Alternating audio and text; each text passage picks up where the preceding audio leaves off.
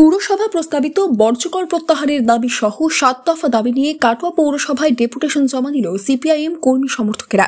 বুধবার 5টা নাগাদ কাটোয়া পুরসভার গেটের পাশে জমায়েত হয়ে অবিলম্বে পুরসভা ঘোষিত বর্জ্যকর প্রত্যাহার করতে হবে বলে স্লোগান দিতে থাকে কর্মী সমর্থকেরা।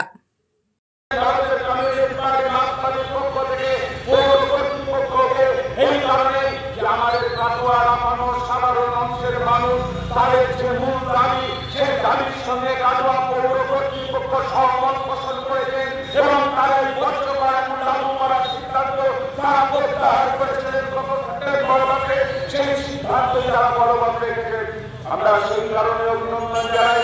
এই সময়ের মধ্যে যেমন নতুন করে বর্জ্যকর চালু করার একটা প্রক্রিয়া, নতুন করে বর্জ্যকর চালু করার একটা সম্ভাবনা, নতুন করে বর্জ্যকর আবার চালু করার প্রচার সংকল্প হয়েছিল, তখন আমরা ভারতের কমিউনিস্ট পার্টি মার্ক্সবাদীর পক্ষ থেকে আমাদের কাটোয়ার সংখ্যাগরিষ্ঠ যারা ব্যবসায়ী বন্ধুরা আছে তাদের দোকানে দোকানে নিয়েছি, তাদের কাছে আপত্তি নথিভুক্ত করেছি।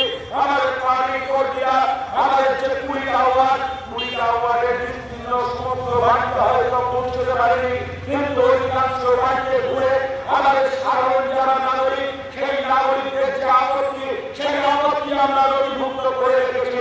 নথিভুক্ত করে নিয়ে এসে আমরা পুনরায় পৌর কর্তৃপক্ষের কাছে এই দাবি উত্থাপন করা মাত্র আমরা জানতে পারলাম যে তারা এই সিদ্ধান্ত তারা বলবৎ করার পুরো ভাবনা চিন্তা করেনি।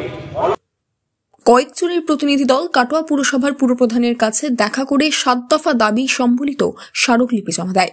এই বিষয়ে কাটোয়া পৌরসভার চেয়ারম্যান সমীর কুমার সাহা বলেন, আসলে ভারতের কমিউনিস্ট পার্টি মার্ক্সবাদী একটা ডেপুটেশন দিল কাটোয়া পৌরসভার পৌরপিতা এবং কাউন্সিলরগণ উপস্থিত ছিলেন।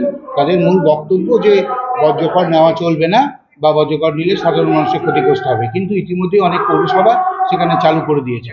আমরাও সেটা দীর্ঘদিন ধরে চালু করার চেষ্টা করছি, মানুষের উপর যাতে চাপ না পড়ে সেই দিকে মাথায় রেখে ন্যূনতম কি করা যায় সেই ব্যাপারেই সিদ্ধান্ত গ্রহণ একটা হয়েছে, যেটা আগামী দিনে আমাদেরকে কার্যকরী করতেই হবে, কেননা তা না হলে সেন্ট্রাল গভর্নমেন্টের টাকা পাওয়ার ক্ষেত্রে আমাদের অসুবিধা দেখা দেবে। এছাড়াও শহরের জল নিকাশি বা শহরের রাস্তাঘাটের উন্নয়ন এর সম্বন্ধে কথা বললেন, আমরা সেটাকে বললাম, আমরা আশ্বস্ত করলাম যে যত তাড়াতাড়ি পারবো সেগুলো আমরা করে দিতে পারবো, করবার চেষ্টা করব।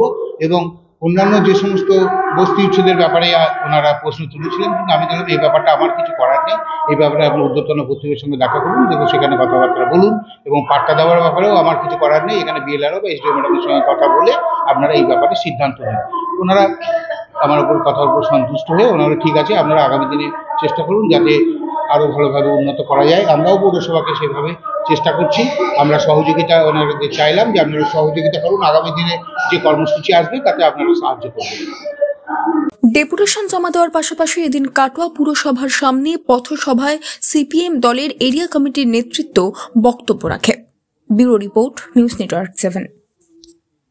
হলমার্ক সোনার গহনা কেনার একমাত্র ঐতিহ্যশালী স্বর্ণ প্রতিষ্ঠান শ্রী ধীরেন্দ্রনাথ দত্ত গোল্ড প্রাইভেট লিমিটেডের শ্রী সুখেন দত্তের দোকান, ঠিকানা কাছারি রোড, চৌরাস্তা, টেলিফোন ময়দান, কাটোয়া, পূর্ব বর্ধমান।